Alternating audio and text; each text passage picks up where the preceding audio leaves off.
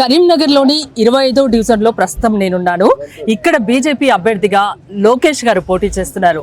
లోకేష్ గారు, ఎలా జరుగుతుంది ప్రచారం? చాలా బాగుంది మేడం, ప్రచారం చాలా బాగుంది.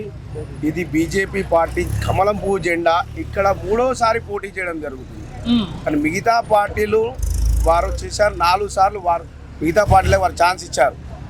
కానీ వారు ఏం చేశారంటే ఒకే జెండా కాకుండా ఈ పార్టీలో గెలిచి మరో పార్టీకి మారడం జరిగింది. ఎందుకు మారావు అంటే అభివృద్ధి కోసం మారాను నేను, వాళ్ళ గవర్నమెంట్ ఉంది అందుకోసమే నేను మారాను, నిధులు తీసుకొస్తాను మన డివిజన్కి అని మభ్యపెడుతూ ఇలా 4 పార్టీలు మారుతూ తను గతంతా గడిపాడు. గత 20 ఏళ్ళుగా అభివృద్ధి నేర్చుకొని డివిజన్ కరీంనగర్ కార్పొరేషన్లో ఉంది అంటే అది కేవలం 25వ డివిజన్. ప్రస్తుతం సుభాష్ నగర్, బుట్టిరాజారాం కాలనీ, ఉదయనగర్, వడలపల్లి. ఎలాంటి సమస్యలు ఉన్నాయి మీ డివిజన్లో?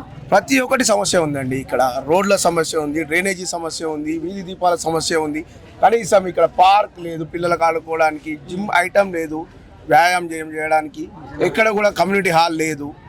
ఇలాంటి చాలా ప్రధానమైన సమస్యలు ఉన్నాయి. ఇప్పటికి 20 సంవత్సరాల నుంచి తను, తన భార్య, తన కుటుంబ సభ్యులు మాత్రమే ఇక్కడ వాళ్ళు కార్పొరేటర్గా వ్యవహరిస్తున్నారు. కనీసం ఇక్కడ మూడో నిఘా, మూడో నేత్రం అంటారు.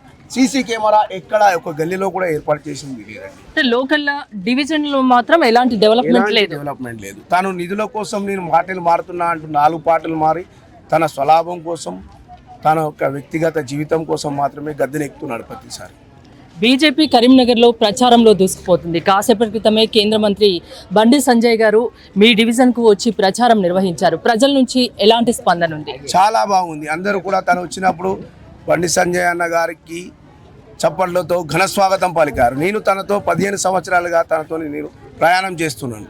తనతో గల్లీ నుంచి ఢిల్లీ వరకు పోరాటం చేసిన వ్యక్తిని, నన్ను నమ్మి కార్యకర్తగా తన టికెట్ నాకు 2 సార్లు ఇచ్చారు. ఈసారి అందరికీ బీజేపీ తరఫున సామాన్య కార్యకర్తలకే ఇక్కడ టికెట్ వచ్చింది. అందరికీ దాదాపు తనతో పాటు కష్టపడ్డ కార్యకర్తలకు వచ్చింది. తను చేసిన సర్వేలో కొంచెం అటు ఇటు అయితే అక్కడ ఇబ్బంది పడే కార్యకర్తలకు మాత్రం ఇవ్వకుండా వేరే వాళ్ళకి సర్వే ప్రకారం సర్వే రిపోర్ట్ తను ఒక 3 సర్వేలు చేయించాడు. మాకు కూడా చెప్పాడు, బాబు సర్వే మీద వస్తలేదు, మీది ఎక్కడ ఉంది, ఏం చేస్తున్నారు అని అందరికీ కూడా ఇంటిమేట్ చేశారు మీటింగ్.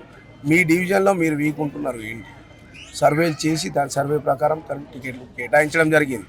ముందుగా ఎవరిని కూడా బాధ పెట్టకుండా బూత్ అధ్యక్షుడి నుంచి, కార్యకర్త నుంచి, బూత్ అధ్యక్షుడి నుంచి, శక్తి కేంద్ర ఇన్ఛార్జ్, జిల్లా పోస్ట్ ఉన్న వారికి, స్టేట్ పోస్ట్ ఉన్న వారికి కూడా అందరినీ మీరు నామినేషన్ చేసుకోండి, ఎవరికి సర్వే వస్తే వాళ్ళకి ఇస్తాం. పార్షియాలిటీ చూపెట్టకుండా పారదర్శకంగా ఆయన టికెట్లు అందరికి కేటాయించడం జరిగింది. కష్టపడ్డే కార్యకర్తలకే ఈసారి సీట్లు దక్కాయి అంటే మీకు ఇక్కడ పోటీ చేసే అవకాశం ఇచ్చారు సంజయ్ గారు, అంతేనా? అవునండి, ఇప్పుడు ఇది 2వసారి తన అవకాశం ఇచ్చాడు.